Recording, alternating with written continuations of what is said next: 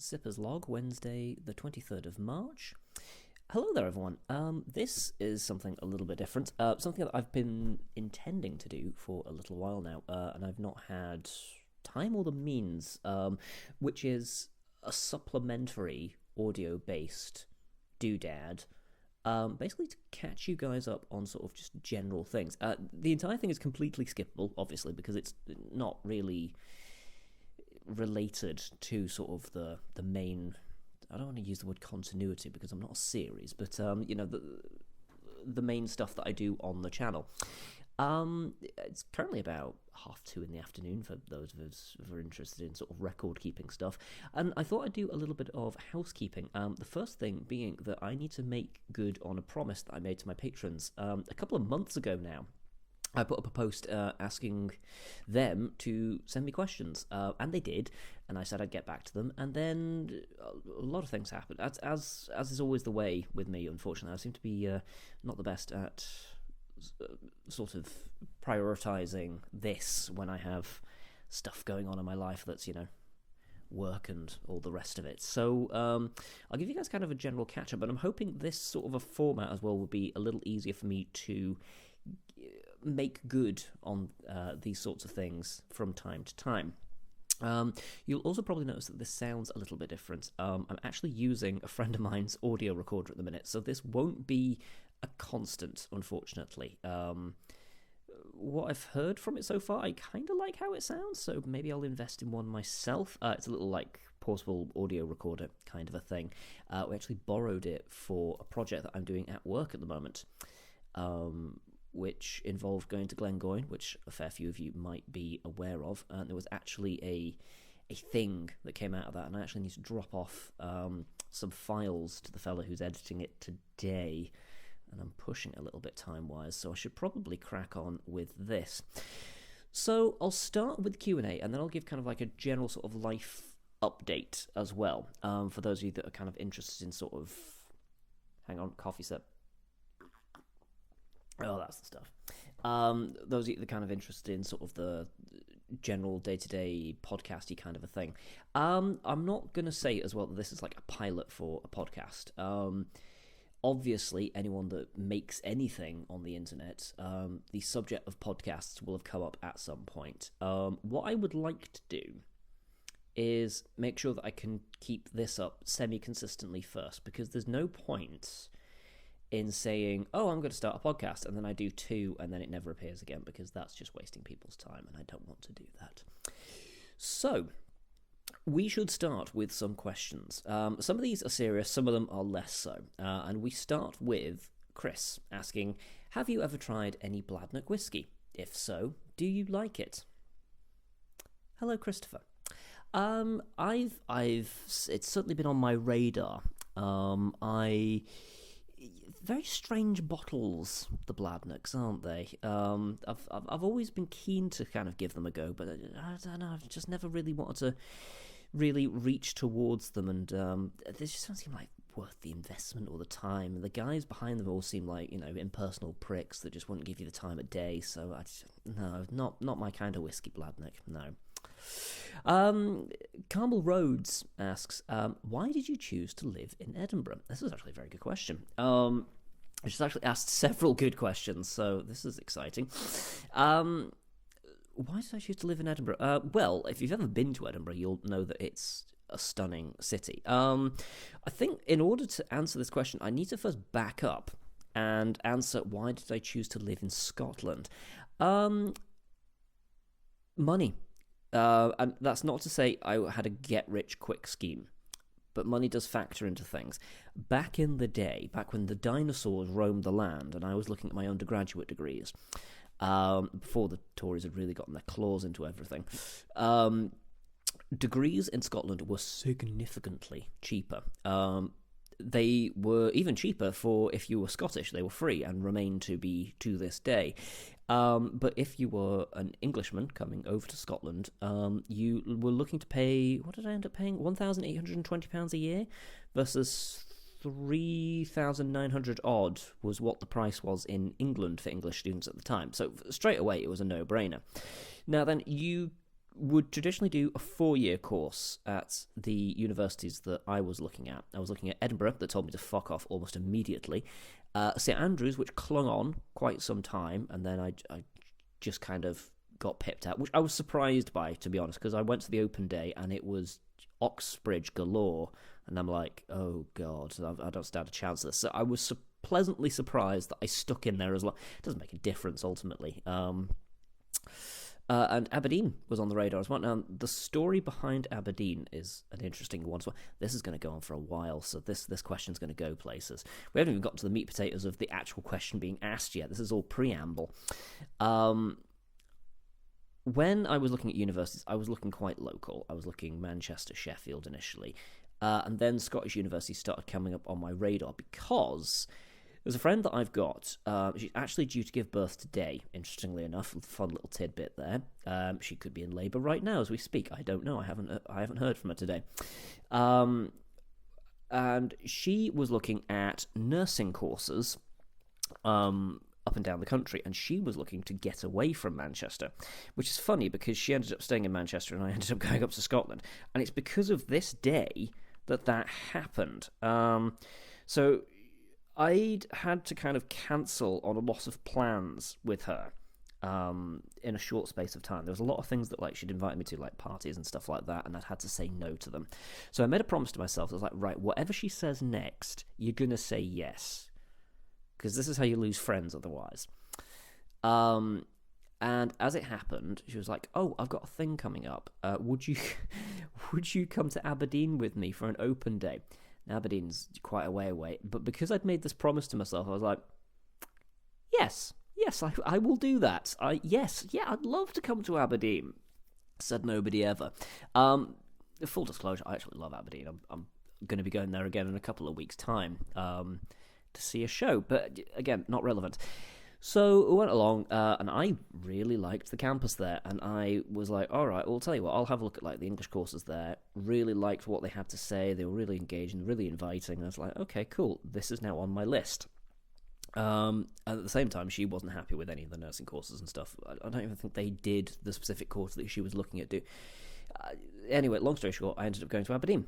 So in the autumn of 2010, I rocked up at Aberdeen University at the what were the halls called? Hillhead Residence, in what used to be the postgrad buildings, but because they'd had such a big explosion of undergraduate intakes, they'd converted them.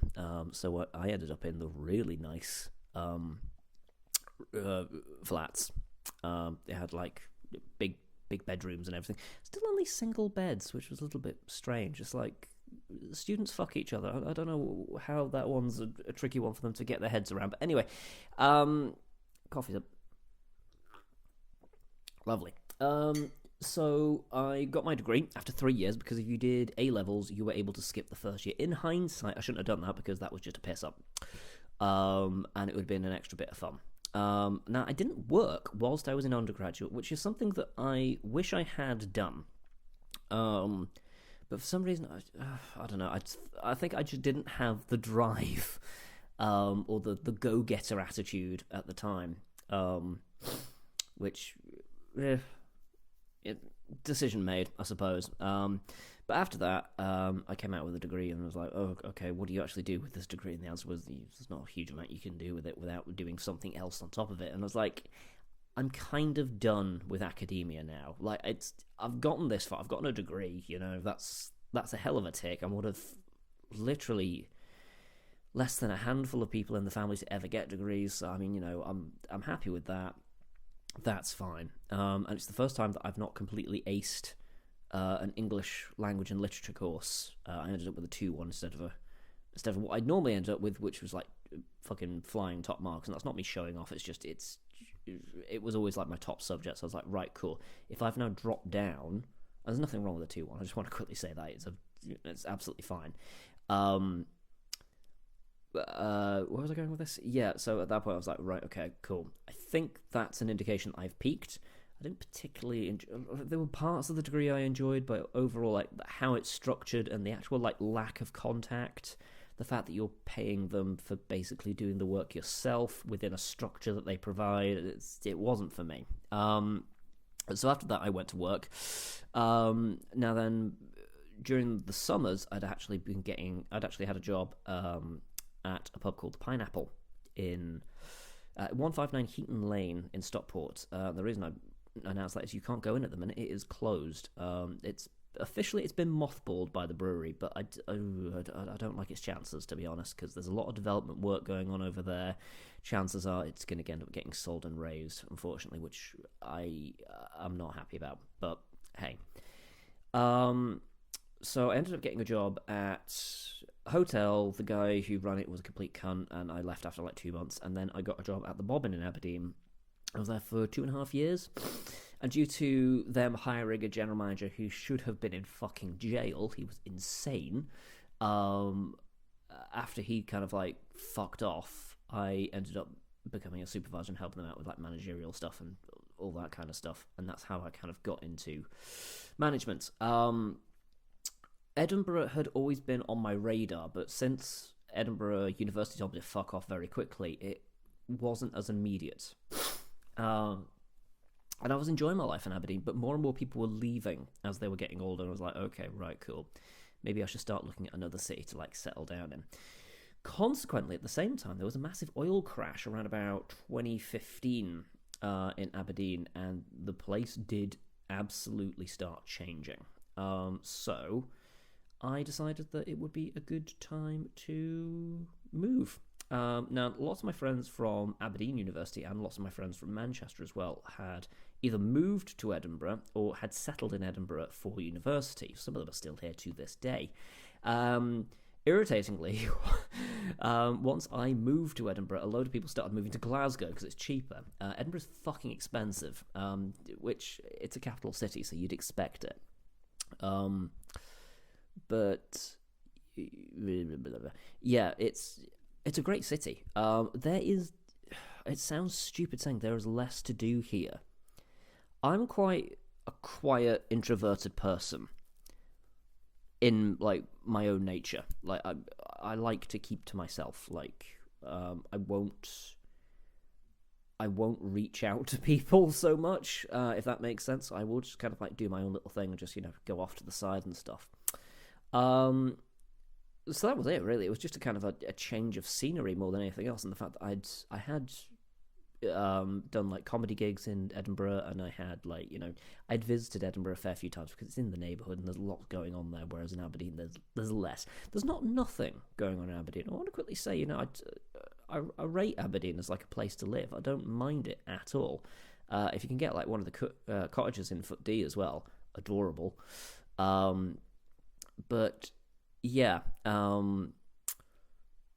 Edinburgh, it's a fun place to live in your 20s. I'm now in my 30s, and I'm starting to look at like mortgages and stuff, and it's completely untenable. I will never own in this city. I don't earn enough money.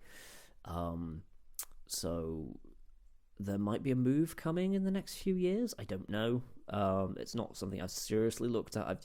I do like doing this thing where I torture myself, where I look at house prices in Edinburgh and go, oh God, how much does a kidney go for on eBay?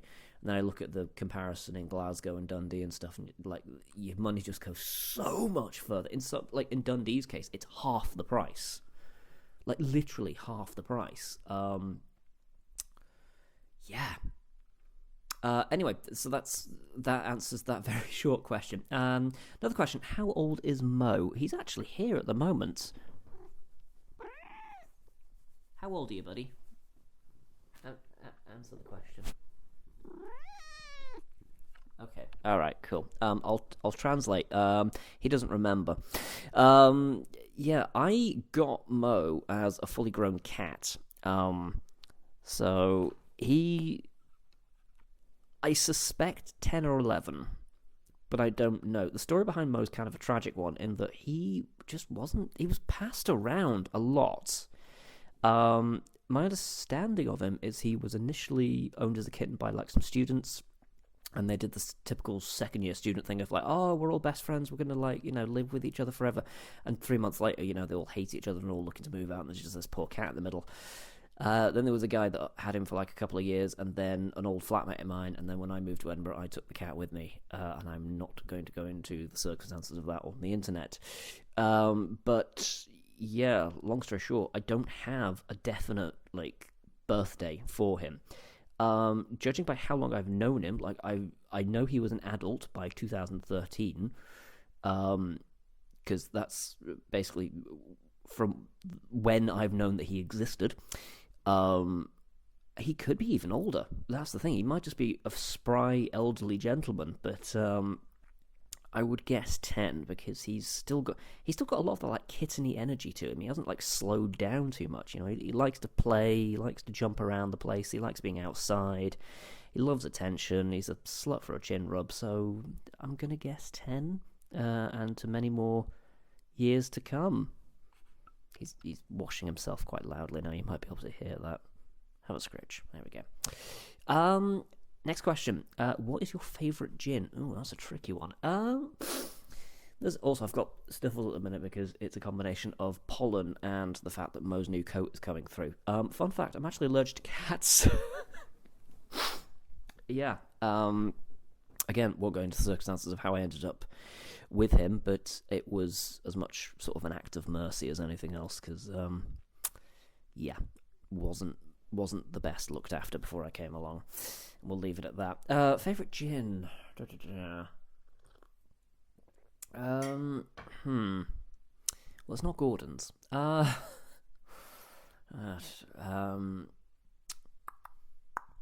This is a tricky one.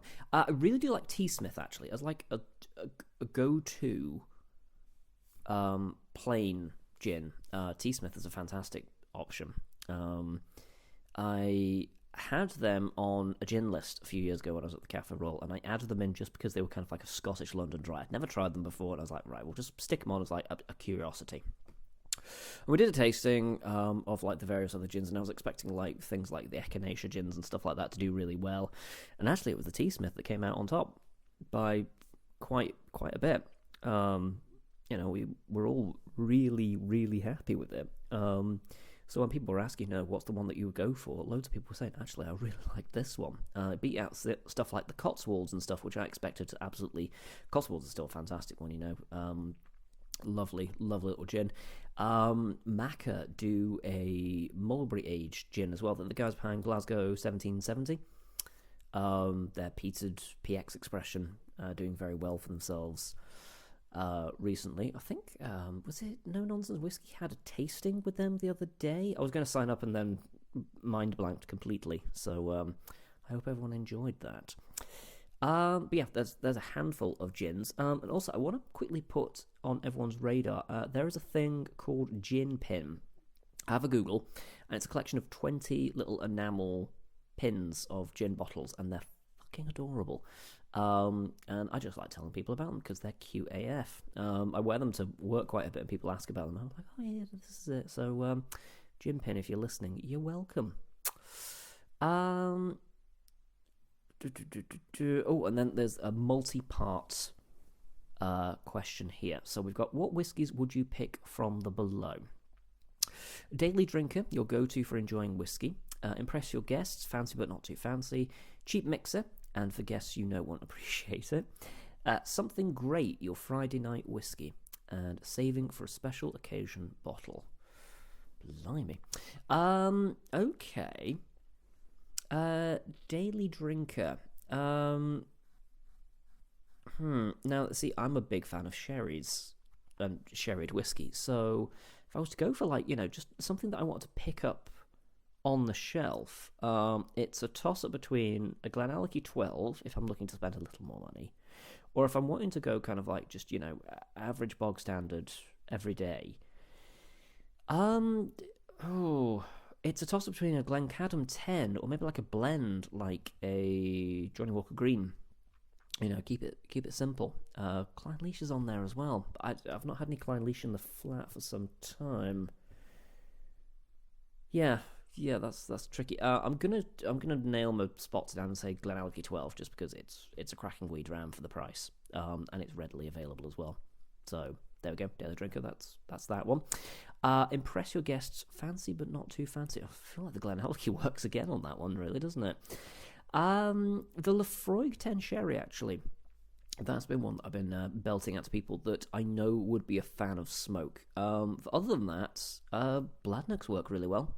Fancy but not too fancy. I know they're trying to go super fancy with, like, they're trying to go down the Macallan route of, like, fancy, but they've kind of earned it rather than just going off of the name, which, is more valid, certainly. Yeah, like a Bladnoch 11, impress your guests. That works. Or a sherry bomb works as well. That's maybe not the question, maybe not the answer that you were looking for, but yeah. Cheap mixer. I definitely have time for things like Johnny Walker Black Label and stuff like that. Like nothing too fancy. I've heard very good things about the Cutty Sark Prohibition. Yet to crack into it. Obviously not like Hay Club Orange or something like that. Although I do want to do a series at some point where we just kind of like get crap booze in and slate it. Because if I get Jameson's Orange in and say it's shit, A, Jameson's know already, and B, don't give a fuck because people are buying it anyway. Cheap mixer. Yeah, Johnny Walker blends, absolutely fine. I haven't tried the Glenmoe. I don't know whether to call it the X or the 10. I think it's supposed to be X, isn't it? And they're kind of like your party drink, Glenmorangie. Everyone's kind of getting into their sort of Billy Basics. Although actually, if we're going a blend that I'd like crack out that's a bit of a talking point, Doers do a mezcal finish and a port finish, and they're doing like lots of like different finishes. Perfectly good stuff. It needs a little help. It's not a sipper. It's really not a sipper.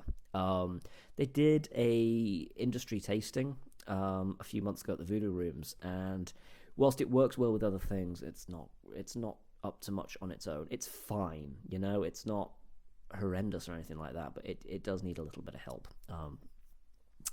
So yeah, Doers, actually, I think I'd probably go with that. And something great, your Friday night whiskey. I mean, I've got loads. That's a humble brag, isn't it? Friday night whiskey. I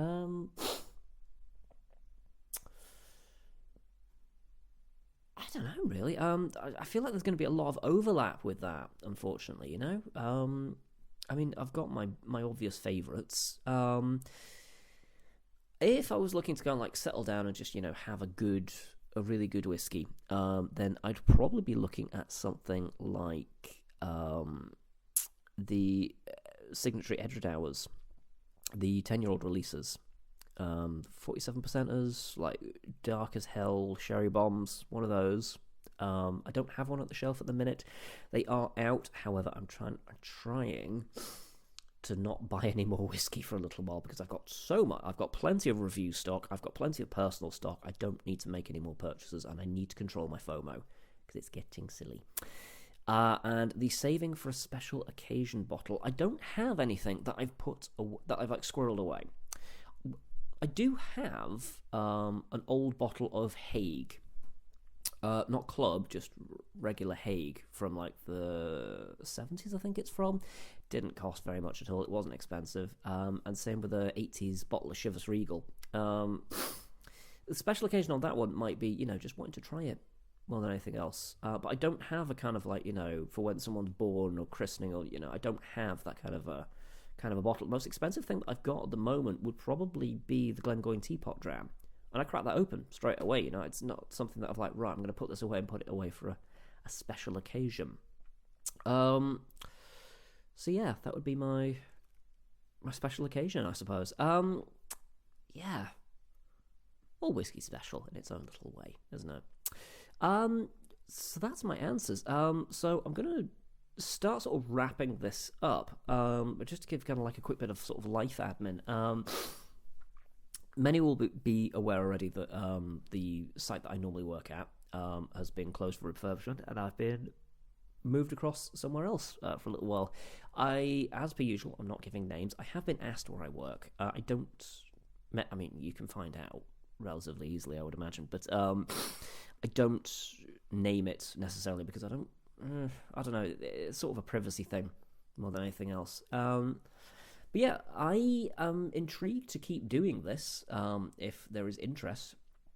Because if nothing else, it's a nice way to kind of do a little bit of extra interaction, I suppose. And I need to start looking a bit more into sort of audio format. How do you guys find this? Let me know down in the comments below. Is there anything that you would like an answer to, question-wise? Let me know as well. And do join me next time, where I'll be talking about something else.